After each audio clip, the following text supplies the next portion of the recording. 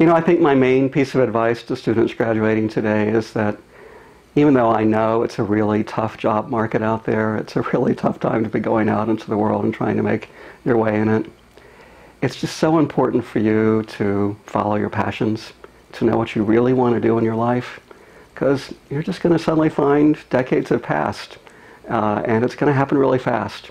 And you want to know that you've done what you truly love doing. You really followed your dreams as much as you can.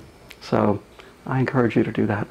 I think the piece of advice that I think we all need to hear as often as possible is that no joy comes without risk, and you have to and will feel fear precisely in the moments when you're doing the biggest, possibly dangerous things, and that every day there are a lot of really good ethical and political reasons to act conservatively and carefully, but that in this life the best pleasures and the best sense of giving back come from saying, I'm willing to lose something in order to make something. So I wish you all risky and wonderful, wonderful lives.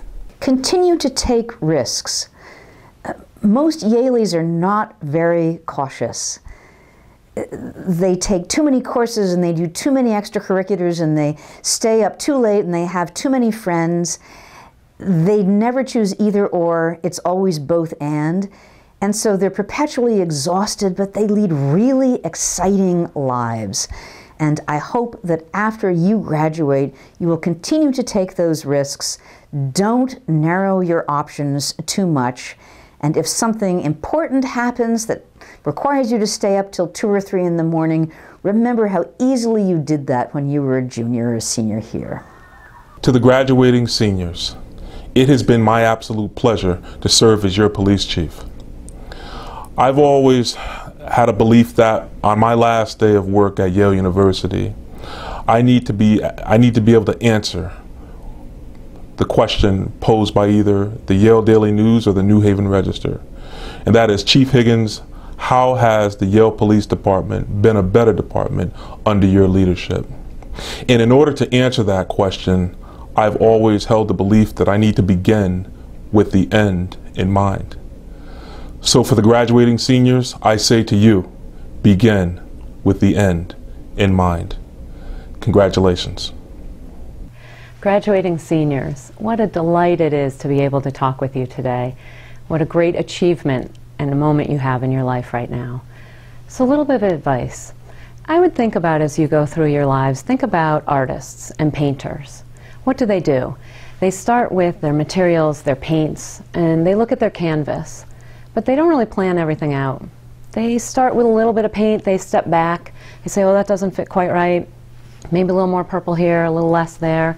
They make a little bit more. Maybe they're furious for a while they paint fast, and then they paint very slowly. They step back, they look at it. What's the painter doing? They're acting, and then they're reflecting. That would be my advice to you. To always remember, we have to take action, but action doesn't work unless we reflect also. Take the moment to reflect, think if things are okay, and then act again.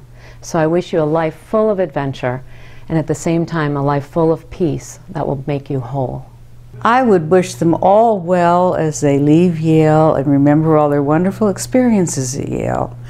They have certainly made my life in my job better for the last 50 years.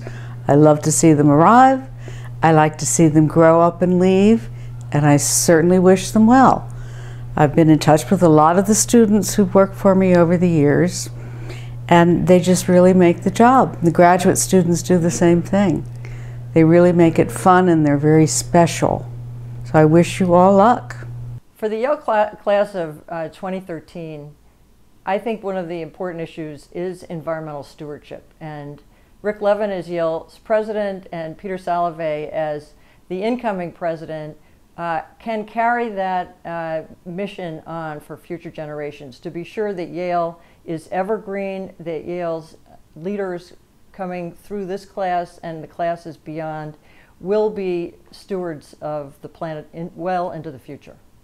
What advice would I give to you? You know, I'm in part a paleontologist, so I'm used to dealing with very long time scales. And You know, the one thing that you realize when you look over a long time scale is that change is happening all the time. So in your lives, you're going to see amazing changes.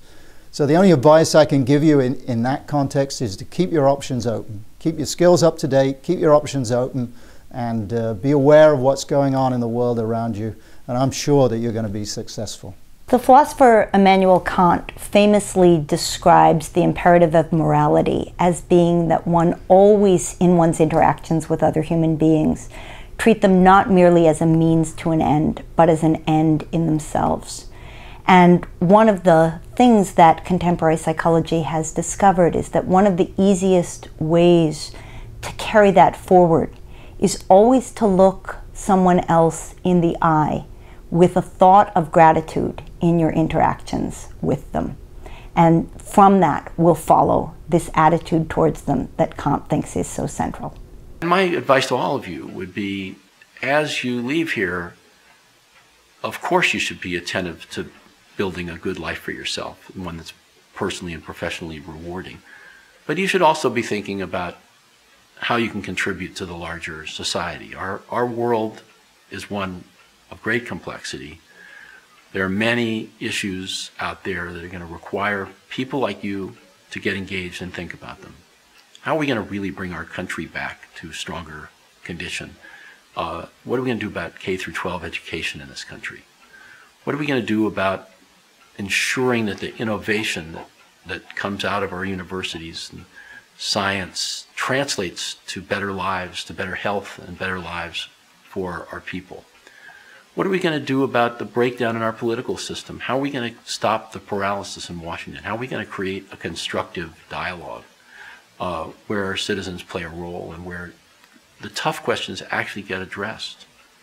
What are we going to do about gun control? What are we going to do about immigration? What are we going to do about global warming? These are all profoundly important questions for our country and many of them for the larger world. And don't lose sight of them, and remember that, you know, you've been educated for more than just building a career. You've been educated at Yale, a place that is committed to service, to leadership, and we hope that you'll take your part as the years go ahead.